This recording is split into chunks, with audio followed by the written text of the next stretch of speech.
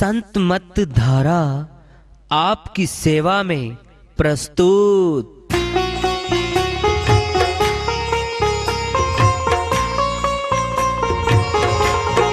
जो चाहता है प्रभु प्यारा वो आओ संत मत धारा, भक्ति भेद बता कर सारा वो कर दे भव के पारा। जो चाहता है प्रभु प्यारा वो आओ संत मत धारा, भक्ति भेद बता कर सारा वो कर दे भव के पारा। जो चाहता है प्रभु प्यारा।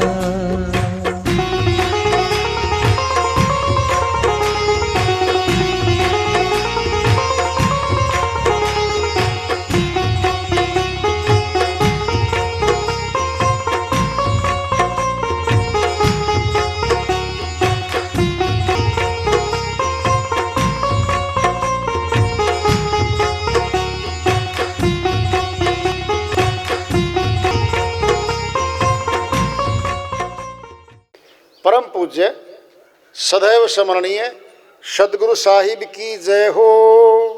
सतनाम साहेब आदरणीय सर्व संतों की जय हो। उपस्थित आदर के योग प्रभु प्रेमी एवं जिज्ञासु आत्माओं, हम सभी पूर्ण पिता परमात्मा सभी सृष्टियों के रचनहार कुल मालिक हम सब के जीवन का आधार उनकी महिमा को सुनने के लिए एकत्रित हैं। मेरी सभी से अर्ज है कि मैं कोई जगत गुरु नहीं, कोई महाराज नहीं, कोई महामंडलेश्वर नहीं, मैं केवल सभी संतों की चरणों की धूल हूँ और आपका भक्ति मार्ग में सहायक हूँ। मैं अपनी सीधी साधी टूटी फूटी भाषा में, संदूकड़ी भाषा में भक्ति भेद के गुड़ रहस्यों को उजागर करने वाले विचार आपके समक्ष रख रहा हूँ। यदि अच्छे लगे अपनाएं, नहीं तो गैर जरूरी समझकर विसार दें। सत्संग एकमात्र प्रभु प्राप्त का विद्यालय है, विश्वविद्यालय है ये, और हम सभी सत्संग में आए हुए हैं। हम जिज्ञासु तभी तो आए हैं। हम पिछले सत्संगों से वार्ता करते चले आ रहे हैं कि चेतावनी से प्रभु प्राप्ति की ओर। इस अध्याय को, इस वार्ता को आज फिर आगे बढ़ा रहे हैं। एक घड़ी आधी घड़ी आधी ते पुनियाद, तुलसी संगत साधु की कोटि कटे अपराध। श्रीमन गोस्वामी जी महाराज अपनी श्रीवाणी में सत्संग की महिमा पे प्रकाश डाल रहे हैं। एक घड़ी सत्संग सुनने को मिल जाए, एक घड़ी नहीं तो आधी घड़ी मिल जाए, और आधी नहीं तो चौथे हिस्से की 1/4 भाग मिल जाए। 8 पहर 64 घड़ी, दिन रात में 8 पहर होते हैं, 64 घड़ी होती है। अब तो सेकंड, मिनट, घंटे, महीने बन गए भाई। पहले घड़ी और पहर 3 घंटे का एक पहर होता था। 8 या 24 घंटे का दिन रात होता है। एक घड़ी उससे भी आधी और आधी से भी आधी। अगर सत्संग सुनने को मिल जाए जीवन बदल जाता है इंसान का। एक दृष्टांत लो। पिंड में एक बार एक चोर होता था, चोरी करता था, उसका पेशा था। उसका पुत्र भी चोर बना दिया उसने, और उस पुत्र को कहता था, बेटा जहां हरि कथा हो ना और सत्संग होता हो वहां कभी नहीं जाना। अगर कहीं रास्ते में जाते जाते कहीं सत्संग कथा हो रही हो, कानों में उंगली डाल लेना, सुनना ही कुछ नहीं है। कहता ठीक है पिताजी। कुछ समय के बाद उसके पिताजी की मौत हो गई। अब पुत्र ये काम करने लग गया चोरी का। जा रहा था किसी दूसरे शहर में, किसी दूसरे प्रदेश में, देश में जा रहा था। बहुत जोर की प्यास लग गई।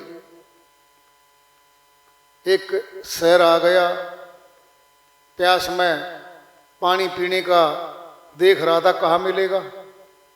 एक जगह सत्संग हो रहा था, और सत्संग कहा, पिताजी ने सत्संग नहीं सुनना भाई, कानों में उंगली डाल ली। देखा तो सामने प्याऊ है, पानी पी लूं, प्यास तो लगेगी। जब पानी पीने लगा तो उंगली कान से निकाल दी और पानी पिया। अंदर से जो प्रचारक थे वह कह रहे थे अपनी सत्संग वाणी में कि भाई देवी और देवियों की परछाई नहीं पड़ती। और ये आवाज उसके कान में डल गई चोर के कि देवी और देवों की परछाई नहीं पड़ती। ये सुन गया वो, अब चलता जा रहा है। सुदूर निकल गया, रात हो गई। रात को एक राजमहल में घुस गया। राजा जी भ्रमण करने गए हुए थे अपनी जनता का। रानी सारा जेवर उतार के एक जगह रखा हुआ था, रानी हार वगैरह सारा कुछ। अब उसने तो भाई मौका मिला, सारा जेवर जितना श्री रानी का था इकट्ठा किया हुआ डाल लिया थैले में और वहां से निकल लिया। सुबह होते ही आवाज हो गई महल में, चोरी हो गई, रानी हार निकल गया, सारे जेवर गए, राजा जी आ गए, सारी बातें शुरू हो गई। भाई पकड़ो चोर। तो राजा बोला भाई हमारे एरिया का नहीं हो सकता, वो कहीं बाहर का पाएगा, जाओ खोजो ढूंढो। चोर सारा माल लेके चला जा रहा था, शहर से बाहर निकलने वाला था। उसके दिमाग में बात आई कि क्यों नहीं यहाँ भोजन कर लूँ मैं, लंबा सफर है तेरा, और इस सारे माल को कहीं रख दे, किसी पेड़ के नीचे खोद के दबा के कोई निशानी कर दी गई यहाँ माल है मेरा, किसी को पता नहीं, मैं उठा लूँगा। जाके शहर में एक दुकान में बैठ गया। अब ढूंढते ढूंढते भाई वहाँ आ गए। पूछा कहाँ के हो आप, वो जवाब नहीं दे पाया, उसको उठा लिया ना, शंका हो गई चोर है तो। उठा लाए, राजा के सामने पेश कर दिया। जी ये तो बाहर का है, हो ना हो इसने चोरी की हो। तो राजा ने आदेश दे दिया भाई पिटाई करो इसकी, बताता तो है नहीं। उसकी पिटाई करते हुए जब वो चोर बोला जी मेरी पिटाई ना करो, मैंने चोरी नहीं की है, मैंने चोरी नहीं की, आवाजें जोर जोर से लगाने लग गया। रानी ने वो आवाजें सुन ली। रानी बोली राजा को, हे राजा छोड़ दो, पिटाई मत करो, हो सकता ये अपराधी ना हो, मैं अपनी युक्ति से पूछ लूंगी। मेरे पास एक युक्ति है, मैं इसकी सारी चोरी उगलवा लूंगी, आप इसकी पिटाई बंद करवा दो। पिटाई बंद कर दी। अब हवालात में रोक रखा था उसको। तो अब रानी ने पता था इस बात का कि मेरे दुर्गा माता की, भवानी माता की चोर पूजा करते हैं, और पूजा करते हैं तो जरूर ये अगर दुर्गा माता दिख जाए तो ये जरूर हाँ भर लेगा और सच्ची बता देगा, बरामदगी हो जाएगी। फिर क्या करेंगे, न पिटाई करनी न कुछ करना, अपना काम हो जाएगा।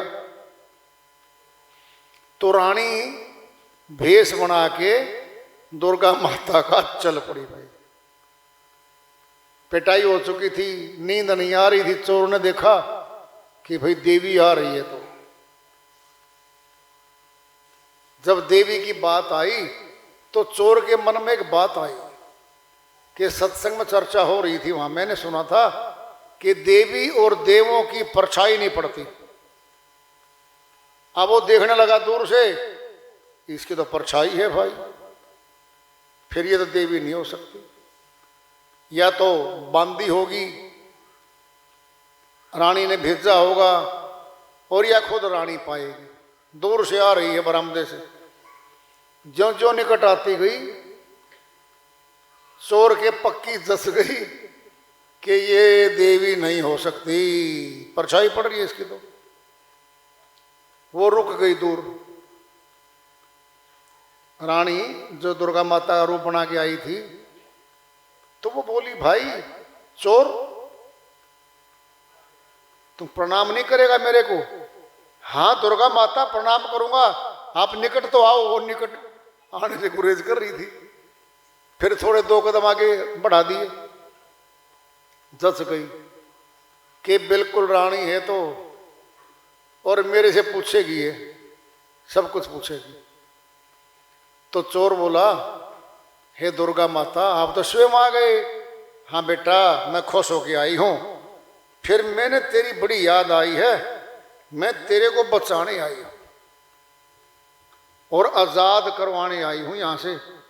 वाह जी वाह दुर्गा माता, मेहरबानी हो आपकी। कहता, बेटा एक बात बता दे। हाँ जी पूछो। वो चोरी का माल कहां दबा रखा तूने? समझ गया, बिल्कुल रानी है तो, और चोरी का माल पूछ रही है। हे दुर्गा माता, आप तो जानी जान हो, सबकी जानते हो, आप बता दो ना वो माल कहाँ रखा। नहीं मेरी पिटाई करेंगे सुबह होते ही है, आप बता दो, मेरी पिटाई होने से बच जाएगी। वो माल कहाँ रखा आप बता दो। अरे भाई तूने रखा है? जी मैंने तो रखा है ना, मैंने चोरी की, आप बता दो चोरी का माल कहाँ रखा है। अब पक्का सातिर चोर था, पिटाई भी होली थी और बता नहीं रहा था वो। अब चोर बोला, हे दुर्गा माता सुनो, मैंने चोरी तो की नहीं थी, इसका एक ही पुत्र है इस महारानी का, जिसके कब्जे में मैं बंद हूं, और मैं निर्दोष हूं। मेरे 2 बच्चे हैं, छोटी से बच्चे हैं, और मेरी बीवी है, और मैं मारा जाऊंगा और इसका बेटा मारा जाएगा। निरपराधी हूं मैं, इस राजा का पुत्र मारा जाएगा। इतने सुनते भाई रानी का तो वो धुदकी होगी, तो जरूरी सुना तो भाई चोरी नहीं की है, ये तो निरपराधी है। तो वो वापिस चली गई। अगले दिन राजा के पास गई तो बोली, हे महाराजा इसको छोड़ दो, ये चोर नहीं है।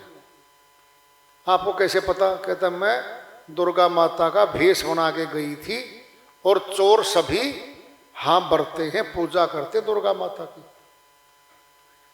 इसने ये कह दिया कि मैंने चोरी नहीं की है, इस राजा के एक पुत्र है और मैं निरपराध हूं, वो मारा जाएगा। ये बात उसने कही है कि राजा इसको छोड़ दे, मैंने पूछ लिया है, इसने चोरी नहीं की। ये सुन के वो चोर आजाद कर दिया, छोड़ दिया। चोर जा रहा है, जहां मसाला माल रखा था उठा के निकाल के अपने घर आ गया।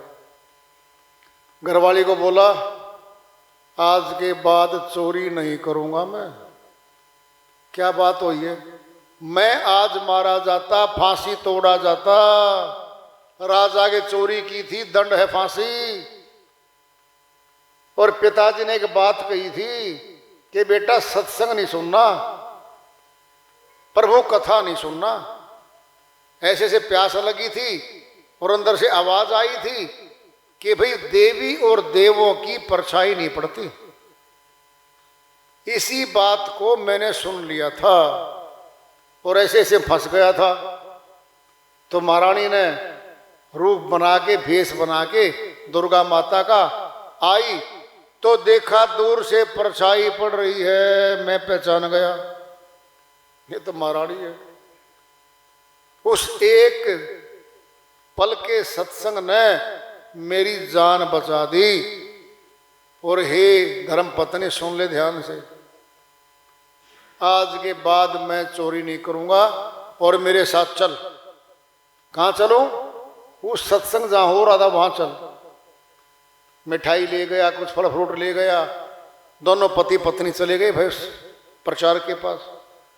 जाके मत्था टेका दिया और वो बोला प्रचारक जी मैं तो आप कौन हो भाई जी? आप नहीं पहचानते। सारा किस्सा बता दिया, ऐसे ऐसे चोरी की थी, मैं फंस गया था, और आपने कहा था देव और देवियों की परछाई नहीं पड़ती। उस 1-1.5 मिनट के सत्संग ने मेरी जान बचा दी। मैंने चोरी छोड़ दी है, जीवन भर चोरी नहीं करूंगा, और मुझे अपनी भक्ति से जोड़ दो। दोनों सत्संग जाने लग गए और दोनों भक्ति करने लग गए और भगत बन गए। एक घड़ी आधी घड़ी आदि ते पुनियाद, तुलसी संगत साधु की कोटि कटे अपराध, करोड़ों अपराध कट जाते हैं। सत्संग की महिमा इतनी महान होती है। कबीर साहिब की श्री वाणी आ रही है, भजन के माध्यम से उसको लेते हैं। साहिब अपनी श्री वाणी में फरमाते हैं, भूले मन समझ के लाद लदनिया, भूले मन समझ के लाद लदनिया, समझ के लाद लदनिया, भूले मन समझ के लाद लदनिया, भूले मन समझ के लाद लदनिया। थोड़ा लाद बहुत मत लाद, थोड़ा लाद बहुत मत लाद, टूट जाए गर्दनिया, टूट जाए गर्दनिया, भूले मन समझ के लाद लदनिया, समझ के लाद लदनिया, भूले मन समझ के लाद लदनिया। भूखा होए तो भोजन पाले, भूखा होए तो भोजन पाले, आगे हाथ न बनिया, आगे हाथ न बनिया, भूले मन समझ के लाद लदनिया, समझ के लाद लदनिया, भूले मन समझ के लाद लदनिया। प्यासा होए तो पानी पी ले, प्यासा होए तो पानी पी ले, आगे तालन पनिया, आगे ताल न पनिया, भूले मन समझ के लाद लदनिया, समझ के लाद लदनिया, भूले मन समझ के लाद लदनिया। कहे कबीर सुनो भाई साधो, कहे कबीर सुनो भाई साधो, काल के हाथ कमनिया,